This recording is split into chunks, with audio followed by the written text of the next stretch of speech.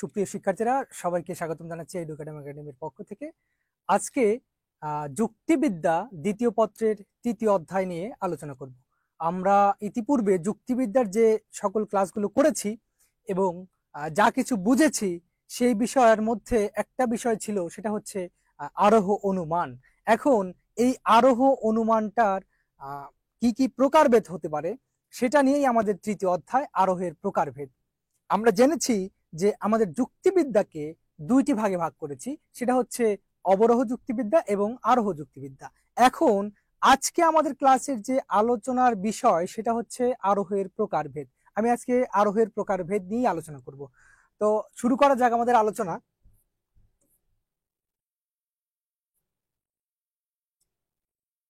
আমরা এতদিনে যুক্তিবিদ্যার যে সকল ক্লাস করেছি, তা থেকে একটা ধারণা পেয়ে গেছি যে আমরা আরোহ বলতে কি বুঝি। আমরা দেখেছি যে অবরোহ অনুমান, সেখানে আমরা অবরোহ অনুমান নিয়ে কথা বলেছি এবং ওইখানে একটা বিষয় বাকি ছিল, সেটা হচ্ছে আরোহ অনুমান।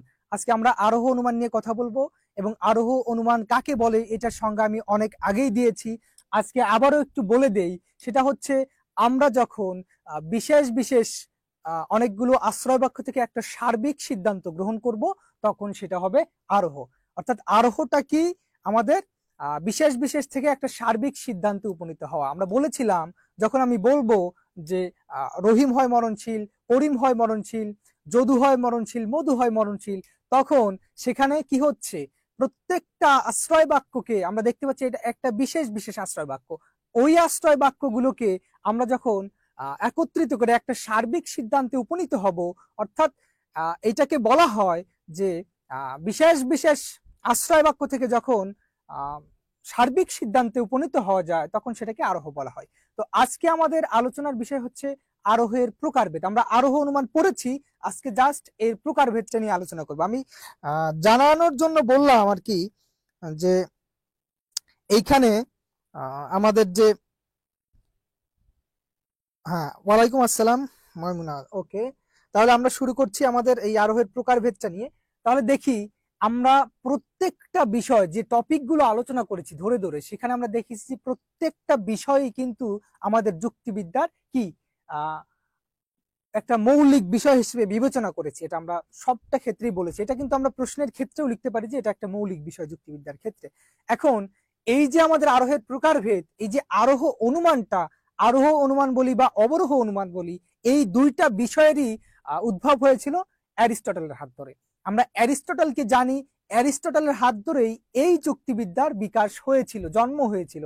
এখন এই যে আরোহের প্রকারভেদ, এই বিষয়টাকে আমরা দেখতে পাই যে আমাদের অ্যারিস্টটলের বাইরেও এখানে আমরা ফ্রান্সিস বেকন, তারপরে কার্বেট রিড, আরো অনেক যুক্তিবিদ আছেন যারা এই যুক্তিবিদ্যা নিয়ে আলোচনা করেছেন এবং এই আরোহের প্রকারভেদ দেখানোর চেষ্টা করেছেন। এখন অবধি আমরা এইটা বলতে পারি যে মিলের পূর্ব পর্যন্ত, মিল হচ্ছে একজন ব্রিটিশ ফিলোসফার, জন স্টুয়ার্ট মিল যাকে বলা হয়, তার পূর্ব পর্যন্ত অর্থাৎ তার আগে পর্যন্ত আমরা এই যে আমাদের আরোহের প্রকারভেদটা ছিল, এই সম্পর্কে একটা ধারণা ছিল যে আমরা তিন ধরনের আরোহ পাই। অর্থাৎ আমাদের আরোহের প্রকারভেদটা মিলের আগ পর্যন্ত তিন ধরনের ছিল। কয় ধরনের বলছি? তিন ধরনের, তিন ধরনের প্রকারভেদ ছিল। একটা হচ্ছে পূর্ণাঙ্গ আরোহ, প্রথমটা হচ্ছে পূর্ণাঙ্গ আরোহ অর্থাৎ সম্পূর্ণ আরোহ। আর একটা আছে আংশিক আরোহ বা সাধারণ আরোহ। ঠিক আছে, এটা হচ্ছে আংশিক আরোহ বা সাধারণ আরোহ। আরেকটা হচ্ছে বৈজ্ঞানিক আরোহ। আমরা একটু দেখতে পাবো, যদি বোর্ডটার দিকে খেয়াল করি, এইখানে তিনটা প্রকারভেদ আছে। একটা হচ্ছে পূর্ণাঙ্গ আরোহ, একটা আংশিক আরোহ বা সাধারণ আরোহ, আর একটাকে বলা হচ্ছে বৈজ্ঞানিক আরোহ। এই যে তিনটা আরোহ, আরোহের প্রকারভেদ আমরা দেখছি, এই যে ধারণাটা, এটা ছিল হচ্ছে মিলের পূর্ব পর্যন্ত। ঠিক আছে, এখন দেখেন মিলের পরবর্তীতে এই যে আরোহের আলোচনা কিন্তু আরো বিস্তৃত হয়। এইগুলো নিয়ে আমরা একটু আলোচনা করি।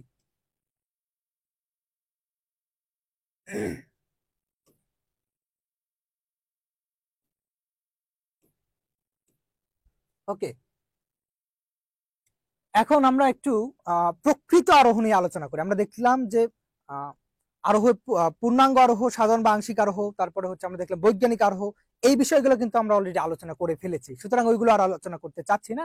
এখন আমাদের এই আরোহটাকে আবার আমরা একটু দুই ভাগে ভাগ করতে পারি। এই আরোহকে আমরা দুই ভাগে ভাগ করছি কিভাবে, একটু খেয়াল করেন। আমরা বলেছিলাম এই আরোহকে আমরা আবার দুই ভাগে ভাগ করতে পারি। একটা হচ্ছে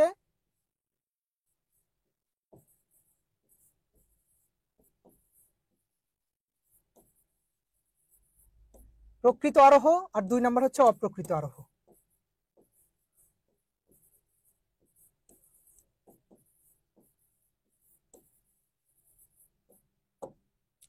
এখন আমরা এটা একটু দেখি যে আমরা আরোহের তিনটা প্রকার ভেদের কথা বলছি, সেটা মিলের আগ পর্যন্ত ছিল, কিন্তু মিলের পরবর্তীতে আমরা এসে দেখলাম এখানে দুই প্রকারের আরোহ নিয়ে আলোচনা করা হয়েছে। একটা হচ্ছে প্রকৃত আরোহ আর একটা হচ্ছে অপ্রকৃত আরোহ।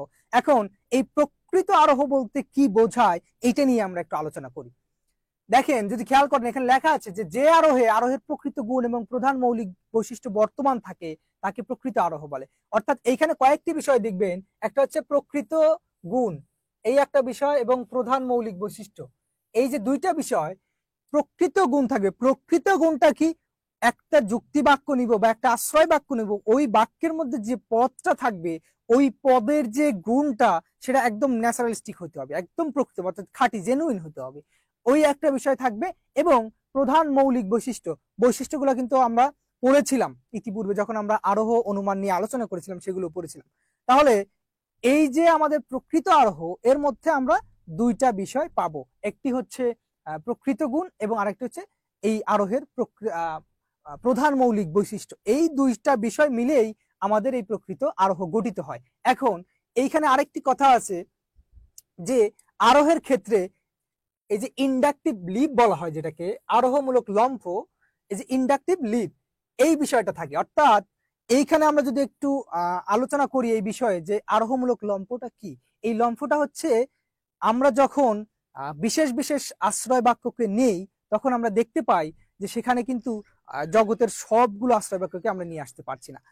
এখন এইটা একটু খেয়াল করি, যে এখানে এক্সাম্পলটা দেওয়া আছে, এখানে দেখতে পাই যে বলা হয়েছে যে বিশাখ হয় মরণশীল, রিনা হয় মরণশীল, রিপা হয় মরণশীল, রুমা হয় মরণশীল। এইখানে সিদ্ধান্ত নিয়েছি অতএব সকল মানুষ হয় মরণশীল।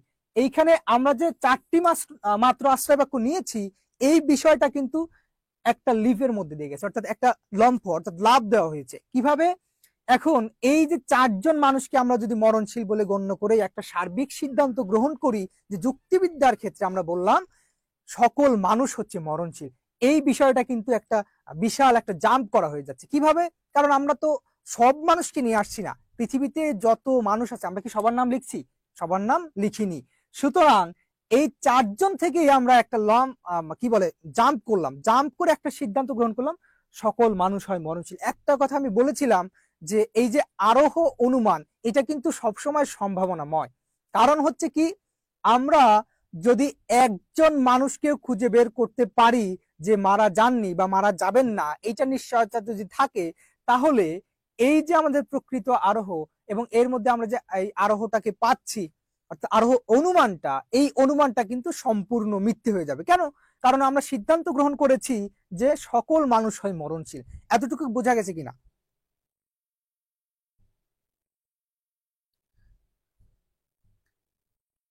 ওয়ালাইকুম আসসালাম। এতটুকু বুঝছেন কিনা?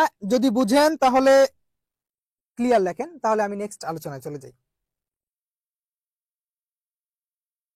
ওকে ওকে।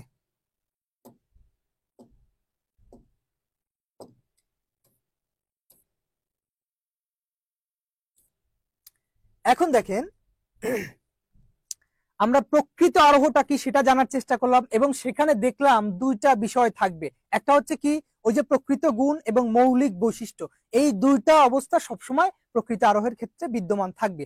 এইবার আমরা দেখবো যে প্রকৃত আরোহ কত প্রকার। প্রকৃত আরোহে আবার আমরা কয় ধরনের বিভাজন পাচ্ছি? এটা হচ্ছে তিন ধরনের বিভাজন।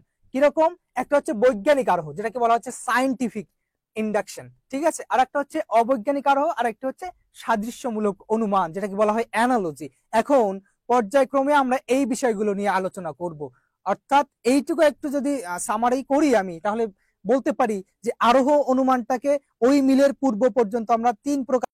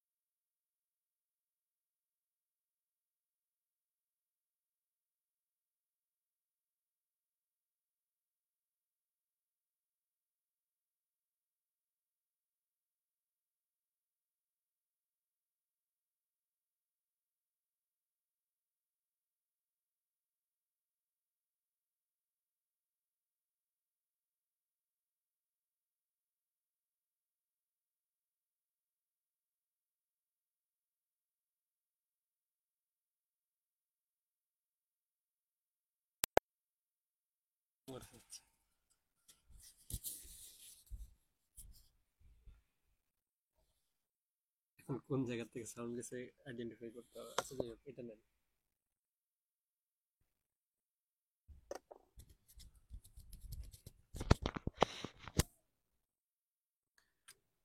ওকে, তাহলে আমরা দেখলাম এই যে আমাদের প্রকৃত আরোহ, এখানে আবার 3টা ভাগ দেখলাম, 3টার মধ্যে আরেকটা হচ্ছে বৈজ্ঞানিক আরোহ। এই বৈজ্ঞানিক আরোহে আমরা দেখলাম যে 2টি বিষয় থাকবে, সেটা হচ্ছে প্রথমটা প্রকৃতির নিয়মানুবর্তিত নীতি, এবং দ্বিতীয়টা হচ্ছে এর কার্যকারণ যে সম্পর্কটা আছে এর উপর নির্ভর করে আমরা বিশেষ দৃষ্টান্তের সাহায্যে একটি সার্বিক সংশ্লেষক যুক্তিবাক্য গঠন করব, তখনই হবে সেটা হচ্ছে বৈজ্ঞানিক আরোহ। এখন আমরা এখানে যদি এক্সাম্পলটা দেখি, তাহলে এখানে রহিম, করিম, তারপরে যদু, মধুর মৃত্যু দেখে আমরা অনুমান করি সকল মানুষ মরণশীল। যেটা আমি বলছিলাম যে আমরা কয়েকজন মানুষকে দেখলাম যে তারা মরণশীল, সুতরাং আমরা একটা সার্বিক সিদ্ধান্ত গ্রহণ করলাম সকল মানুষ হয় মরণশীল। এইখানে বিষয়টা কি হলো, আমরা বলেছিলাম 2টা বিষয় থাকবে। 1 নম্বর বিষয়টা কি, প্রকৃতি, এটা হচ্ছে 1 নম্বর বিষয়, আর এটা হচ্ছে 2 নম্বর বিষয়। 1 নম্বর বিষয় প্রকৃতির নিয়ম অনুবর্তিত নীতি। কিরকম, আমরা জানি প্রকৃতির নিয়ম অনুসারে প্রত্যেকটা মানুষ মারা যায়, এটা কিন্তু যুক্তিবিদ্যার ভাষা, আমরা ধর্মীয় দিকে যাব না, কারণ ধর্মীয় দিকটার ব্যাখ্যা বিশ্লেষণ অনেকটা বিস্তৃত। সুতরাং আমরা বৈজ্ঞানিক ভাবে বলতে পারি যে ন্যাচারাল যে ল আছে, এই ল অনুযায়ী যে জন্মগ্রহণ করে সে মারা যায়। সুতরাং প্রকৃতির নিয়ম অনুবর্তিত নীতি আমরা দেখলাম যে মানুষ মারা যাচ্ছে। এখন এই যে কার্যকারণ নিয়মের উপর নির্ভর করি, কার্যকারণ নিয়মটা কি, আমরা বলেছিলাম এই একটা নীতি গ্রহণ করেছিলাম যে যে মানে যা কিছু সৃষ্টি হয়, যা কিছু সৃষ্টি আছে সেগুলো ধ্বংস হবে বা মৃত্যু হবে, ক্ষয় হয়ে যাবে, বিনাশ হয়ে যাবে। সুতরাং এই যে কার্যকারণ নিয়ম, এটা সৃষ্টি হয়েছে, সুতরাং এটা ধ্বংস হবে। কাজটা কি, কার্যটা কি, আর কারণটা কি, আমরা যদি একটু বলি যে আমাদের কারণটা হচ্ছে জন্ম নেওয়া এবং কার্যটা হচ্ছে মারা যাওয়া, অর্থাৎ মৃত্যু। সুতরাং এই বিষয়টা এটাই নির্দেশ করছে যে কার্যকারণ নীতি এবং প্রকৃতির নিয়মানুবর্তিতা নীতি, এই 2টা বিষয়ের উপর নির্ভর করে আমরা সার্বিক সংশ্লেষক একটা কি করলাম, যুক্তিবাক্য বা সিদ্ধান্ত গ্রহণ করলাম, গঠন করলাম। কিভাবে হলো এটা, এইটার মধ্যে আবার আরেকটা বিষয় দেখলাম, সেটা হচ্ছে সার্বিক সংশ্লেষক। সার্বিকটা কি? সার্বিক হচ্ছে সকল, সকল। আর সংশ্লেষণটা কি? সংশ্লেষক আমি বলেছিলাম যে উদ্দেশ্য বিধায় সম্পর্কে নতুন তথ্য দিবে। এখন এই যে মানুষ, এই মানুষ সম্পর্কে এই মরণশীল একটা নতুন তথ্য দিচ্ছে, ঠিক আছে? মানুষ সম্পর্কে এই মরণশীল একটি নতুন তথ্য দিচ্ছে। কিভাবে? মানুষ যে মরণশীল, আমরা জানি যে যুক্তিবিদ্যার ক্ষেত্রে প্রত্যেকটা কি বলা যায়, হিউম্যান বা মানুষের ক্ষেত্রে আমরা দুইটি জাত্যার্থকে গ্রহণ করি, একটা হচ্ছে জীববৃত্তি আর একটা হচ্ছে বুদ্ধিবৃত্তি। এখন এই যে জাত্যার্থ আছে, এই জাত্যার্থের মধ্যে কিন্তু আমরা মরণশীলকে পাই না। সুতরাং এই মানুষ সম্পর্কে এই মরণশীল আমাদের একটি নতুন তথ্য দিচ্ছে, যেটাকে আমরা বললাম সংশ্লেষক। এবং এই যে সকল বিষয়টা আছে, এটা কিন্তু সার্বিক। এতটুকু ক্লিয়ার? এটা কিন্তু সার্বিক, এটা হচ্ছে বৈজ্ঞানিক আরোহ। এতটুকু ক্লিয়ার কিনা? একজন বলছেন আগের গুলো বুঝি নাই। আচ্ছা, আমি আবার একটুখানি রিপিট করছি। ওকে ওকে, আমি আবার একটু রিপিট করছি। সেটা হলো যে আমি বলেছিলাম মিলের পূর্ব পর্যন্ত, মিলের পূর্ব পর্যন্ত আমি প্রথম থেকে শুরু করছি, যে মিলের পূর্ব পর্যন্ত আমরা এই আরোহের প্রকারভেদের ক্ষেত্রে 3টা প্রকারভেদ পেয়েছিলাম। এবং মিলের পরবর্তীতে যারা আলোচনা করেছেন এই যুক্তিবিদ্যায় আরোহের প্রকারভেদ নিয়ে, তারা বলেছেন যে দুই প্রকার। একটা হচ্ছে বলেছিলাম প্রকৃত আরোহ, আর একটি হচ্ছে অপ্রকৃত আরোহ। এখন ওই প্রকৃত আরোহকে আবার আমরা কি বলেছি, 3 ভাগে ভাগ করেছি। প্রকৃত আরোহকে আবার 3 ভাগে ভাগ করেছি। একটা হচ্ছে বৈজ্ঞানিক আরোহ, আর একটি অবৈজ্ঞানিক আরোহ, আর একটা কি বলেছিলাম, বলেন? ঘটনা সংযোজন কথা বলেছিলাম না? এই দেখেন, আমরা একটুখানি বলি, একটু ব্যাকে যাই। দেখেন এই যে সাদৃশ্যমূলক অনুমান যেটাকে বলেছিলাম, যেখানে আমরা ঘটনার সংযোজন করি। কিভাবে সংযোজন করি? ওই যে অ্যানালজির মাধ্যমে, একটার সাথে আরেকটার যে সম্পর্ক, মিল, ওইটা দেখে আমরা কি করি? সাদৃশ্যমূলক অনুমান, অর্থাৎ ঘটনার সংযোজনও বলা হয় অনেক ক্ষেত্রে, এটা আমরা করে থাকি। এই হচ্ছে আমাদের প্রকৃত আরোহের 3টা প্রকারভেদ। এরপরে আমরা চলে গেলাম কোথায়?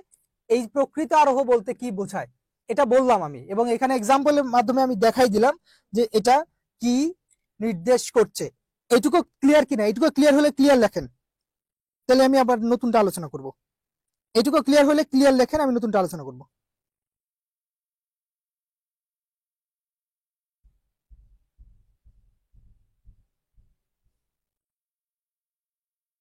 ওকে ওকে, ক্লিয়ার। দেন এরপরে আমরা আলোচনা করব অবৈজ্ঞানিক আরোহ। ঠিক আছে? অবৈজ্ঞানিক আরোহ, এইখানে একটু দেখবেন খেয়াল করলে, সেটা হচ্ছে যে এই অবৈজ্ঞানিক আরোহের ক্ষেত্রে আমরা কার্যকারণ সম্পর্ক প্রতিষ্ঠা ব্যতীত, এই যে আমরা প্রথমটাতে কার্যকারণ সম্পর্ক প্রতিষ্ঠা করেছিলাম, কিন্তু এইটা ব্যতীত থাকবে, এটা হবে না। কেবলমাত্র প্রকৃতির নিয়মানুবর্তিতার নীতির উপর ভিত্তি করে বিশেষ দৃষ্টান্তের পর্যবেক্ষণ থেকে সার্বিক সংশ্লেষক যুক্তিবাক্য প্রতিষ্ঠা করাকে অবৈজ্ঞানিক আরোহ বলে। আমি প্রথমটা বলেছিলাম যে যেটা হচ্ছে বৈজ্ঞানিক আরোহ, সেখানে কার্যকারণ নিয়ম বা নীতি থাকবে, এবং আরেকটা কি বিষয় থাকবে, সেখানে প্রকৃতির নিয়মও থাকবে। ঠিক আছে? কিন্তু এই অবৈজ্ঞানিক আরোহের ক্ষেত্রে কার্যকারণ সম্পর্ক দরকার নেই। এটা হলে যেটা হবে, অর্থাৎ আমি কোথাও ধোঁয়া দেখছি, তার মানে সেখানে যে আগুন আছে, এই বিষয়টা এইভাবে ব্যাখ্যা বর্ণনা করার কোনো প্রয়োজন এখানে নেই। এখানে শুধুমাত্র কি হবে, প্রকৃতির যে নিয়মানুবর্তিতার নীতি, অর্থাৎ প্রকৃতির নিয়ম অনুযায়ী যে কাজগুলো ঘটে, সেগুলোকেই আমরা প্রাধান্য দিব। তাহলে দেখি এখানে যদি আমি বলি,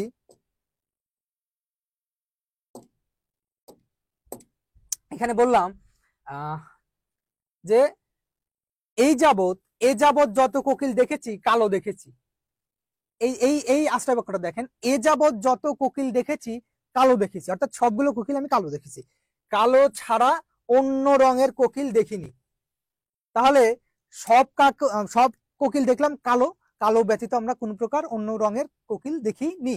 সুতরাং সকল কোকিল হয় কালো। এইখানে কার্যকারণ সম্পর্ক একদম অনুপস্থিত, অর্থাৎ কালো হইলেই যে কোকিল হবে, অথবা কোকিল হইলেই যে কালো হবে, এই যে কার্যকারণ সম্পর্কের বিষয়টা, এটা আমরা একদম অগ্রাহ্য করে দিচ্ছি। প্রকৃতির নিয়ম অনুযায়ী কি হয়? প্রকৃতির নিয়ম অনুযায়ী আমরা রঙের বিষয়টাকে পাই, যে কাকের সাথে কালো থাকে। ঠিক আছে? কিন্তু কার্যকারণ সম্পর্ক এখানে কিন্তু আমরা প্রকাশ করছি না। কার্যকারণ সম্পর্কটা কেমন আমি বলেছিলাম যে অবিচ্ছেদ্যভাবে থাকবে, অবিচ্ছেদ্যভাবে থাকবে। কিরকম বলেছিলাম যে ধোঁয়া দেখলে আমরা বলবো সেখানে আগুন আছে। এই যে আগুন এবং ধোঁয়ার যে অবিচ্ছেদ্য সম্পর্কটা, এইটাই কিন্তু এখানে অনুপস্থিত। কারণ কি, কালো এবং কোকিল, কালো আর এই যে কোকিলের মাঝে যে সম্পর্কটা, এটা প্রকৃতি নিয়ম অনুবর্তিতার নীতি অনুযায়ী হয়েছে, কিন্তু এখানে কোনো প্রকারের কার্যকারণ সম্পর্ক প্রতিষ্ঠা করা হয়নি। তার মানে এই টোটাল বিষয়টা হচ্ছে, আমরা যে প্রথমটা পড়লাম বৈজ্ঞানিক, ওইখান থেকে জাস্ট একটা বিষয় আমরা ইলিমিনেট করে দিয়েছি, সেটা হচ্ছে কি যে কার্যকারণ সম্পর্ক, তাছাড়া সবকিছু সেম। ওকে, এরপরে দেখেন এই 3 নাম্বারটা একটু খেয়াল করেন, সাদৃশ্যমূলক অনুমান। আমি বলেছিলাম যে সাদৃশ্য হচ্ছে কি অ্যানালজি, মিল খোঁজা। দুইটা বিষয় আমি পর্যবেক্ষণ করলাম, এর মধ্যে কোন কোন বিষয়গুলো আমার মিল আছে সেগুলো সম্পর্কেই আমি বলবো যে এটা হচ্ছে সাদৃশ্যমূলক অনুমান। এখন দেখেন, দুটি বস্তুর মৌলিক ও বাহ্যিক সাদৃশ্যের ভিত্তিতে অনুমান করাকে সাদৃশ্যমূলক অনুমান বলে। যেমন আমরা বললাম এটা হচ্ছে মঙ্গল, ঠিক আছে, এটা একটু কাটে দেন, মঙ্গল, এটা হচ্ছে মঙ্গল। পৃথিবী ও মঙ্গল গ্রহের মধ্যে গুণগত অনেক বিষয় মিল বা সাদৃশ্য আছে। তাহলে পৃথিবীর যে বৈশিষ্ট্যগুলো আছে তার সাথে অনেকগুলো বৈশিষ্ট্যের মিল পাই মঙ্গল নামক একটি গ্রহের সাথে। সুতরাং সেই অর্থে কিন্তু আমি একটা অনুমান করতেই পারি যে পৃথিবী এবং মঙ্গল সেম বা একই জিনিস, এটা কিন্তু আমরা করতে পারি। এটা হচ্ছে সাদৃশ্যমূলক অনুমান। অর্থাৎ মূল কথাটা হচ্ছে এটাই, যেখানে আমরা দুইটা বস্তু, দুইটা বিষয়ের মধ্যে মিল খুঁজবো, অর্থাৎ যদি মিল পাই ওইটা থেকে আমরা সাদৃশ্যমূলক, সাদৃশ্য মানে একই রূপ, একই রূপ, এই বিষয়টাকে কি করব আমরা একটি যুক্তি হিসেবে উপস্থাপন করব, সিদ্ধান্ত হিসেবে গ্রহণ করব, তখন সেটা হচ্ছে সাদৃশ্যমূলক অনুমান।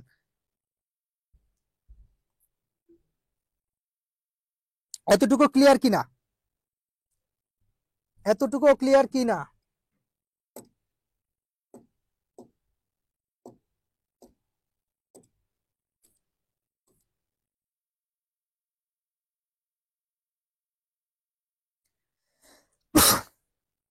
ওকে, দেখেন এখন আমরা যে যে সাদৃশ্যমূলক অনুমানটাকে গঠন করলাম, এই সাদৃশ্যমূলক অনুমানটার আবার দুইটা প্রকার ভেদ পাই, একটা হচ্ছে সাধু আর একটা হচ্ছে অসাধু।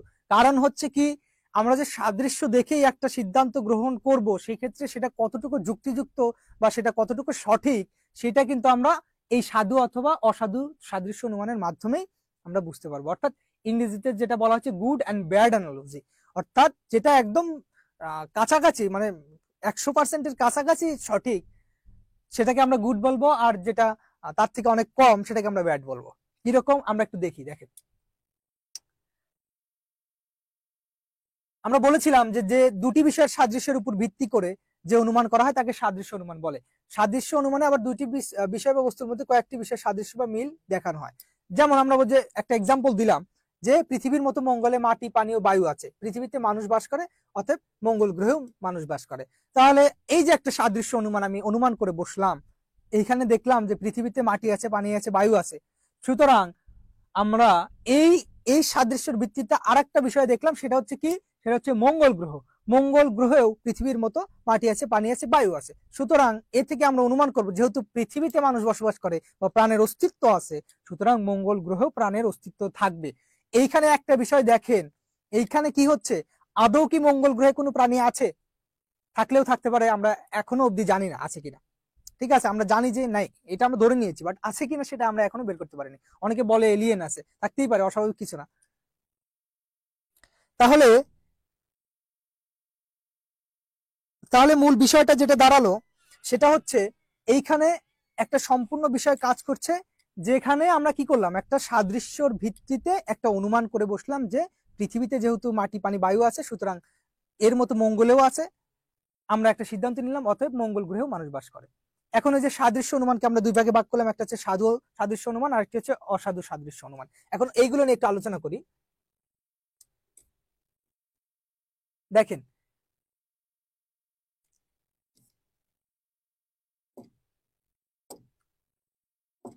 একটা বললাম হচ্ছে সাধু।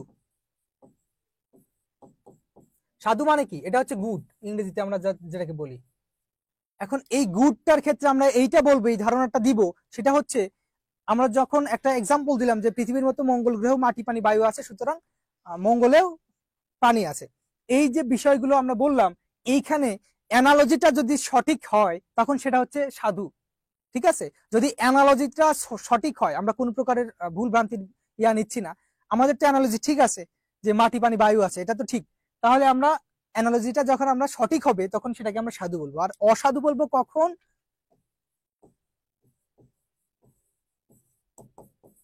মানে ব্যাড। কিরকম? আমরা বললাম যে পৃথিবীতে মাটি পানি বায়ু এবং গাছপালা আছে, অক্সিজেন আছে। এরকম আমরা আবার বললাম যে মঙ্গল গ্রহেও মাটি পানি বায়ু আছে, কিন্তু গাছপালা বা অক্সিজেন নেই। তখন যদি আমরা বলি যে সুতরাং এই তিনটা যেহেতু আছে, ওই দুটা না থাকলে ওইখানে প্রাণের অস্তিত্ব আছে, তখন সেটা হয়ে যাবে অসাধু। কারণ হচ্ছে কি, আমি বলেছিলাম যদি মিলটা 100%-এর কাছাকাছি হয় তখন সেটা হচ্ছে কি হবে, অর্থাৎ মিলটা 100% হলেই আমরা বলবো, কাছাকাছি বলতে কিছু না।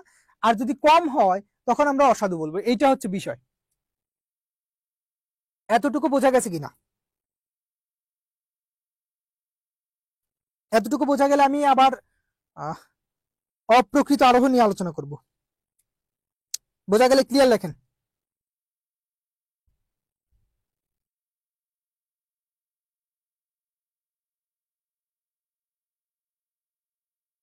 বোঝা গেলে ক্লিয়ার লেখেন, আমি অপ্রকৃত আরোহ নিয়ে আলোচনা করব। প্রকৃতি আরোহের আলোচনা ক্লিয়ার কিনা? ওকে, ক্লিয়ার। ঠিক আছে।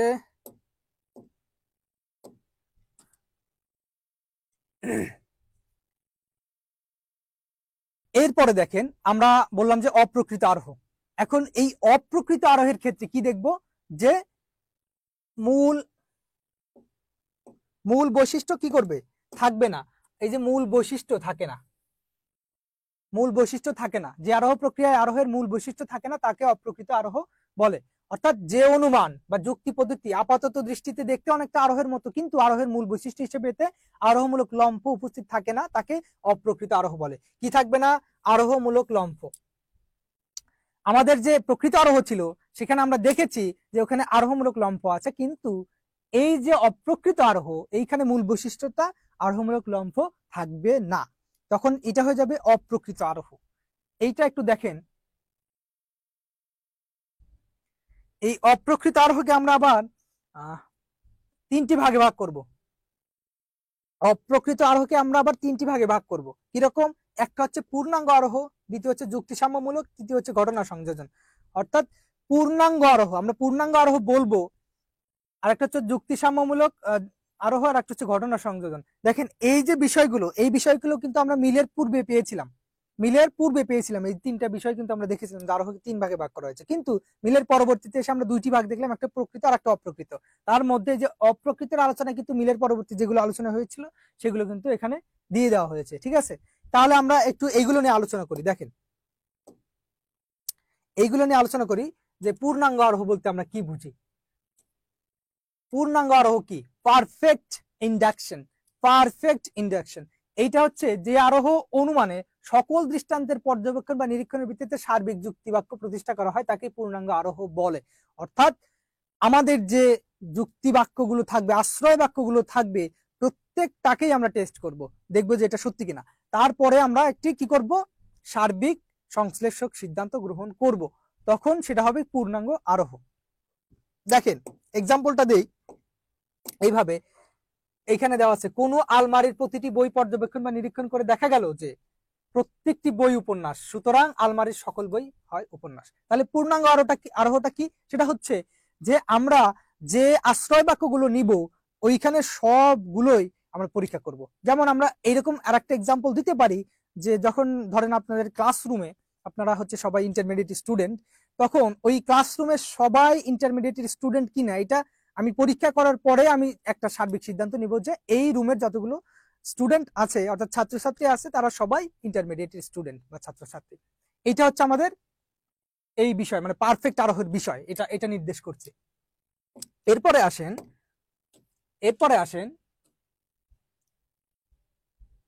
যুক্তি সাম্যমূলক, অর্থাৎ যুক্তি দিয়ে সমতা প্রতিষ্ঠা করবে। যুক্তি সাম্যমূলক মানে কি? যুক্তি সাম্যমূলক মানে হচ্ছে যুক্তি দিয়ে, হ্যাঁ,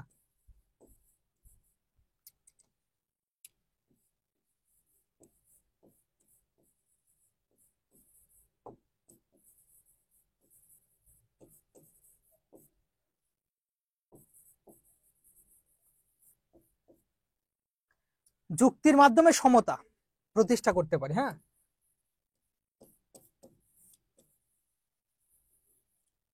যুক্তির মাধ্যমে কি করব, যুক্তির মাধ্যমে সমতা প্রতিষ্ঠা করব, সেটা হচ্ছে যুক্তি সাম্যমূলক আরোহ। এখন দেখেন এইখানে কি রকম হচ্ছে, কি রকম যুক্তি দেব, যে যুক্তি দিয়ে একটি সার্বিক বাক্যের অন্তর্ভুক্ত একটি বিশেষ দৃষ্টান্তকে প্রমাণ করা যায়, সেই একই যুক্তি দিয়ে সমজাতীয় অন্যান্য দৃষ্টান্তকে প্রমাণ করা যায়, এইরূপ যুক্তি প্রক্রিয়াকে যুক্তি সাম্যমূলক আরোহ বলা হয়। এই বিষয়টা আমি একটুখানি বলি। দেখেন মূল বিষয়টা হচ্ছে কি, যে একটা সার্বিক সিদ্ধান্ত আমি নিলাম, একটা সার্বিক সিদ্ধান্ত নেওয়ার পরে ওই সার্বিক সিদ্ধান্তের আন্ডারে ওই একই রকম আরো অনেকগুলো যুক্তি আমি প্রতিষ্ঠা করতে পারি। কি রকম এক্সাম্পল দিলে বিষয়টা ক্লিয়ার হবে। এবিসি ত্রিভুজের 3 কোণের সমষ্টি 2 সমকোণ। ধরেন হচ্ছে এই একটা ত্রিভুজ আঁকলাম এ বি সি। এখন এই যে কোণগুলো আছে, এই যে কোণগুলো আছে, এই সবগুলো সমষ্টি আমাদের হচ্ছে কত, 2 সমকোণ। 2 সমকোণ মানে কি, এক সমকোণ 90 ডিগ্রি, 2 সমকোণ হচ্ছে 180 ডিগ্রি। অর্থাৎ এই আমরা জানি এটা হচ্ছে সমবাহু ত্রিভুজ, মানে 3 বাহু সমান। একটা ত্রিভুজের যদি 3 বাহুর সমষ্টি যদি 180 ডিগ্রি হয়,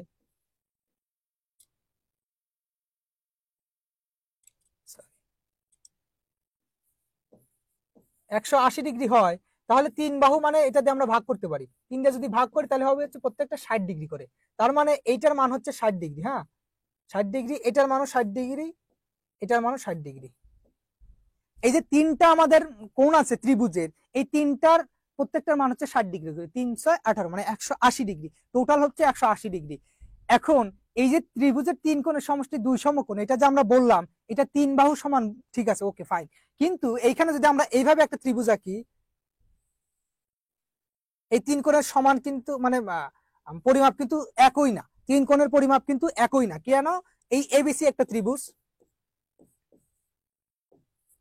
এখন এইটার মান হচ্ছে আমরা জানি এটার মান 90 ডিগ্রি, এটার মান 90 ডিগ্রি। এখন একটা 90 ডিগ্রি হয়েছে, তার মানে কি ওই বাকি দুটো 90 ডিগ্রি হবে না, হবে না। কারণ হচ্ছে কি আমরা বলেছিলাম যে 3 কোণের সমষ্টি হচ্ছে 180 ডিগ্রি। এখন এইটা 90 ডিগ্রি, বি কোণটা হচ্ছে 90 ডিগ্রি, তাহলে অ্যাঙ্গেল এ কোণটা কত আর এই কোণটার মান কত, এই কোণটার মান হচ্ছে 60 ডিগ্রি, তাহলে এই কোণটার মান হবে 30 ডিগ্রি। কারণ হচ্ছে আমরা জানি যে 3 কোণের পরিমাপ হচ্ছে 180 ডিগ্রি বা 2 সমকোণ। সুতরাং এই যে আমাদের যুক্তিটা দিলাম, এই যুক্তি থেকে আমরা যেভাবেই একটা ইয়া গঠন করি কিনা, যুক্তি গঠন করি, এটা হচ্ছে সার্বিক, সার্বিক বিষয়কে নির্দেশ করছে। সুতরাং এর ভিত্তিতে আমরা যত প্রকারের ত্রিভুজ গঠন করি না কেন, তাদের 3 কোণের সমষ্টি সর্বদাই 2 সমকোণ অর্থাৎ 180 ডিগ্রি হবে। কেন হবে এটা তো বলেই দিলাম। এতটুকু বোঝা গেছে কিনা, বোঝা গেলে ক্লিয়ার লেখেন, বোঝা গেলে ক্লিয়ার লেখেন।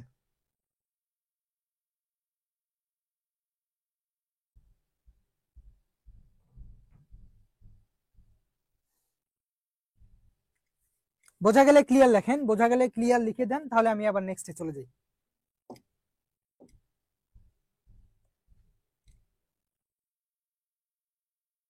ওকে, এরপর আসেন ঘটনা সংযোজন। আমরা যেটা বলছিলাম, তাহলে যুক্তি সাম্যমূলক বুঝাইলাম, এখন হচ্ছে ঘটনা সংযোজন।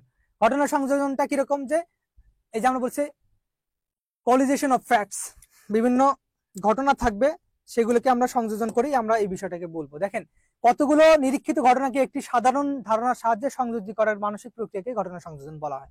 যুক্তিবিদ জেস মিল বলেন, ঘটনা সংযোজন হলো এমন একটি মানসিক প্রক্রিয়া যার সাহায্যে যথার্থভাবে দেখা যায় কতিপয় ঘটনাকে, যে কতিপয় ঘটনাকে একটি সার্বিক নিয়মের মাধ্যমে কি করব, অন্তর্ভুক্ত করলাম। কিরকম হচ্ছে বিষয়টা, এটা কিন্তু মিলের একটা সংজ্ঞা। সেটা হচ্ছে ঘটনা সংযোজন বলতে কি বোঝে, এটা যদি আমার জ্ঞানমূলক প্রশ্নে আসে, তখন এই মিল অনুসারে আমরা বলতে পারি যে ঘটনা সংযোজন হলো এমন একটি মানসিক প্রক্রিয়া যার সাহায্যে যথার্থভাবে দেখা কতিপয় ঘটনাকে একটি সার্বিক নিয়মের মধ্যে অন্তর্ভুক্ত করা হয়। বিষয়টা হচ্ছে এরকম, আমি অনেকগুলো ঘটনা দেখলাম যে এই ঘটনাগুলো একই রকম ভাবে হচ্ছে, এখন ওই ঘটনাগুলোকে কালেক্ট করে আমি একটা সার্বিক সিদ্ধান্তের মধ্যে নিয়ে আসলে সেটা হয়ে যাবে আমার ঘটনা সংযোজন। ঠিক আছে, এই হচ্ছে বিষয়, এটা হচ্ছে বিষয়।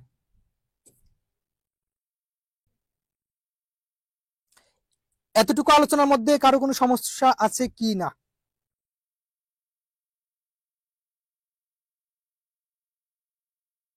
কোনো টপিকে সমস্যা থাকলে বলেন, আমি রিপিট করব। এরপরে আমরা বহু নির্বাচনীতে চলে যাব।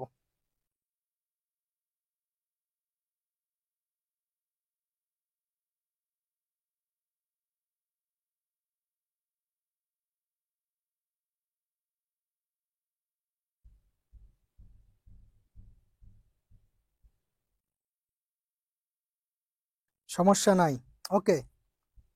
বাকিরা একটু কমেন্ট করেন, তাহলে আমি বুঝবো যে সবাই বুঝতে পারছেন। তাহলে আমি বহু নির্বাচনীতে চলে যাব। সমস্যা না থাকলে কমেন্ট করেন যে সমস্যা নাই। তাহলে আমি বহু নির্বাচনে শুরু করে দেই।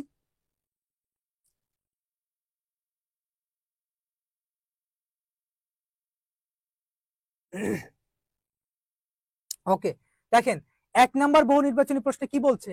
যুক্তিবিদ মিল যাকে আরোহের প্রাণকেন্দ্র বলে আখ্যায়িত করেছেন তার নাম কি? আরোহের প্রাণকেন্দ্র কি? আরোহের ক্ষেত্রে আমরা যেটা প্রাণকেন্দ্র বলি সেটা কি? প্রকৃতির নিয়মানুবর্তিত নীতি, আরোহমূলক উল্লম্ফন, কার্যকারণ নিয়ম, নাকি পর্যবেক্ষণ? আমরা কোনটাকে বলবো বলেন, এটার অ্যান্সার করেন।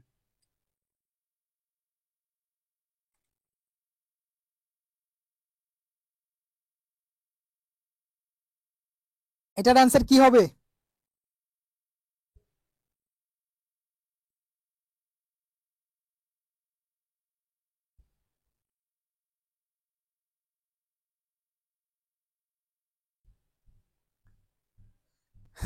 একজন কমেন্ট করছেন 1-এর বি, একজন কমেন্ট করছেন 1-এর বি। ওকে, চলেন আমরা দেখি 1-এর বি কিনা। 1-এর বি কেন হলো? 1-এর বি কেন হলো আমি বলেছিলাম আলোচনায় যে আমরা যদি পারফেক্ট আরোহ চাই, পূর্ণাঙ্গ আরোহের ক্ষেত্রে বা একদম যথাযথ আরোহের ক্ষেত্রে আমরা কি করি, যে আরোহের প্রাণ কেন্দ্রে যেটা থাকে সেটা হচ্ছে আরোহমূলক উল্লম্ফন বা লাফ বা জাম্প করা। কিভাবে? ওই যে বিশেষ বিশেষ আমরা কি করেছিলাম, আশ্রয় বাক্য থেকে একটি সার্বিক সিদ্ধান্ত গ্রহণ করলাম। এখন আশ্রয় বাক্য 4টা বা 10টা বা 20টা বা 100টা নিলাম, কিন্তু এর মানে এই না পৃথিবীতে যত প্রকারের ওই রকম আশ্রয় বাক্য আছে সবগুলো নিয়ে নিয়েছি। সুতরাং এইখানে আমাদের মূল বিষয়টা হচ্ছে আরোহমূলক উল্লম্ফন। এরপরে আসেন, এরপরে আসেন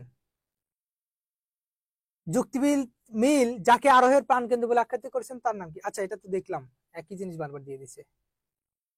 ওকে, 3 নাম্বারটা দেখেন, অপ্রকৃত আরোহের কয়টি? অপ্রকৃত আরোহ কয়টি? আমরা কিন্তু মাত্রই পড়ে আসছি।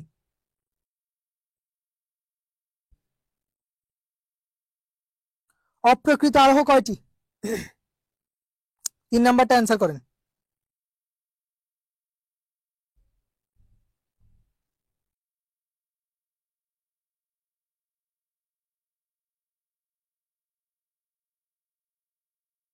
দুই খ, দুই, দুই খ ছিল, ঠিক আছে। এই 3 নাম্বারটা করেন, এই তিন তিন বহু নির্বাচনী 3, 3-এ অ্যান্সার করেন।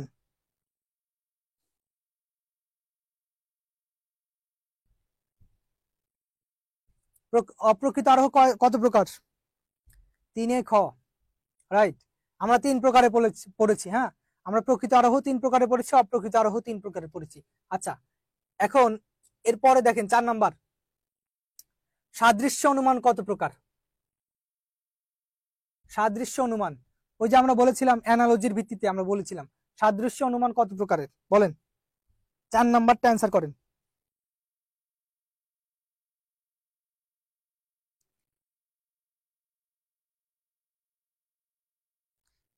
4 নাম্বারটা অ্যান্সার করেন। সাদৃশ্য অনুমান কত প্রকার?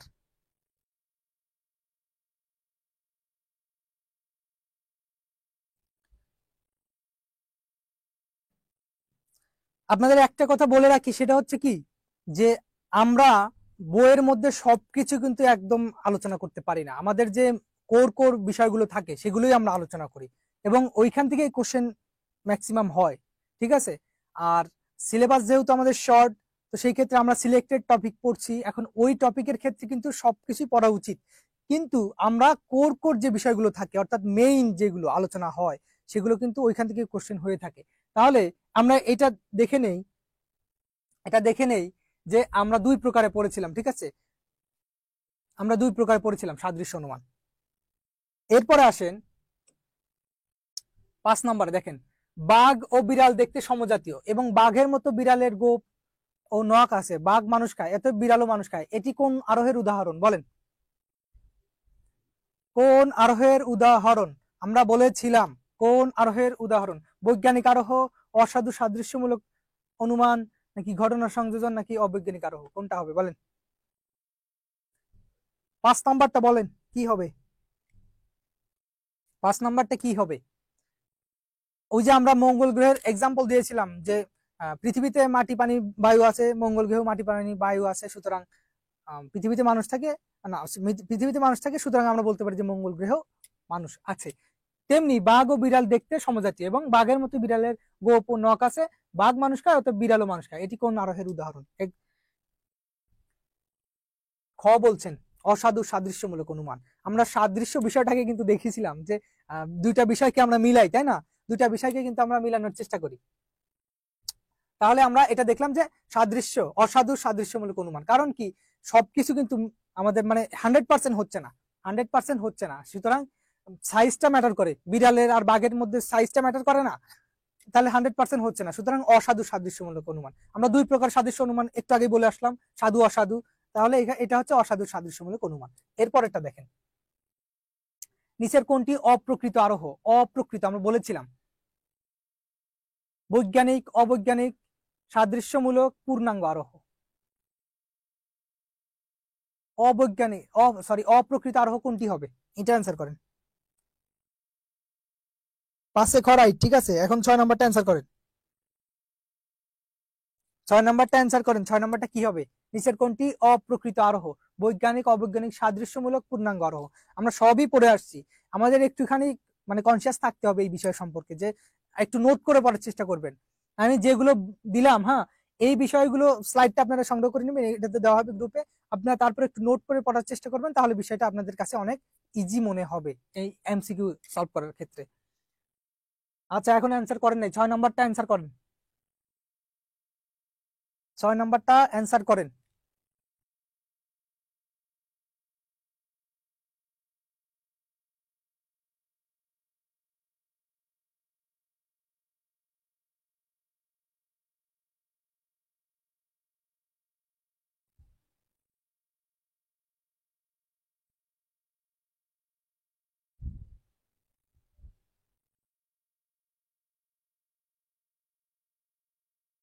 ছয় খ অ্যান্সার করছেন? 6 খ অ্যান্সার করছেন কে? 6 ঘ রাইট হবে। কারণ হচ্ছে কি, আমরা বলেছিলাম যে যে অপ্রকৃত আরোহের ক্ষেত্রে আমরা কি দেখেছিলাম? পূর্ণাঙ্গ বিষয়টাকে দেখেছিলাম না?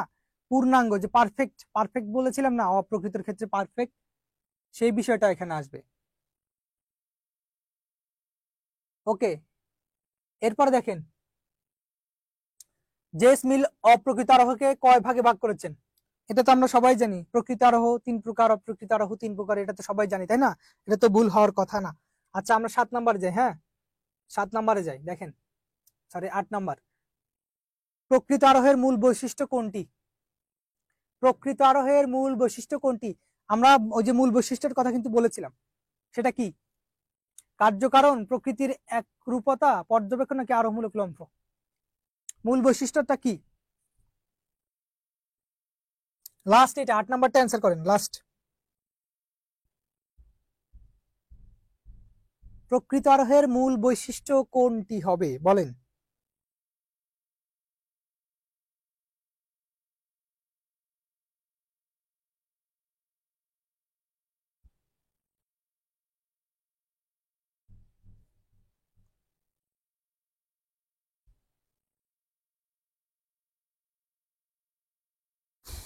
কমেন্ট করেন, তাহলে বুঝবো। আচ্ছা, একজন কমেন্ট করছেন ঘ ঘ, হ্যাঁ, ওকে, ঠিক আছে। দেখেন, আমরা বলেছিলাম যে আমাদের আরোহেরই তো প্রাণ কেন্দ্র হচ্ছে কি বলে, আরোহমূলক লম্ফ, আমরা বলেছিলাম। তাহলে প্রকৃত আরোহ হোক আর অপ্রকৃত আরোহ হোক, সেই ক্ষেত্রে আমরা প্রকৃত আরোহের ক্ষেত্রে কি দেখলাম? আরোহমূলক লম্ফ। আর আরেকটা যেটা বিষয় ছিল, অপ্রকৃত আরোহের ক্ষেত্রে আমরা যেটা দেখেছিলাম, যে সেইখানে কি হয় না, ওইখানে কোনো প্রকার কার্যকারণ নীতির বিষয়টা উল্লেখ থাকে না, জাস্ট প্রকৃতির নিয়ম অনুবর্তিত নীতি থাকলেই সেটা আমরা সিদ্ধান্ত গ্রহণ করতে পারি। তো এই ছিল আমাদের আজকের এই আরোহের প্রকারভেদ নিয়ে আলোচনা। আজকে এতটুকুই। এর পরবর্তীতে আমরা বাকি যে চ্যাপ্টার গুলো আছে ওইগুলো নিয়ে আলোচনা করব, ঠিক আছে? তো আজকের মতো এখানেই সবাইকে ধন্যবাদ, এবং আজকের ক্লাস এখানেই শেষ। আপনারা পিডিএফটা কালেক্ট করে নেবেন, অর্থাৎ স্লাইড যেটা দেওয়া হয়েছে ওটা কালেক্ট করে নিয়ে আপনারা একটু নোট করে পড়ার চেষ্টা করবেন, ঠিক আছে? আর বইটা একটুখানি পড়ার চেষ্টা করবেন, কারণ শুধুমাত্র ক্লাস করলে তো হবে না, সাথে বইও পড়তে হবে। আমরা জাস্ট মূল বিষয়গুলো নিয়ে আলোচনা করি, যেগুলো বোঝার ক্ষেত্রে সমস্যা হবে, আর বাকি যে বিষয়গুলো থাকে সহজ, ওই বিষয়গুলো কিন্তু একটু না পড়লে হয় না, ঠিক আছে? ওইগুলো পড়ে নেবেন। যাই হোক, আজকের মতো সবাইকে ধন্যবাদ। আজকের ক্লাসটা এখানেই শেষ করছি। Thank you.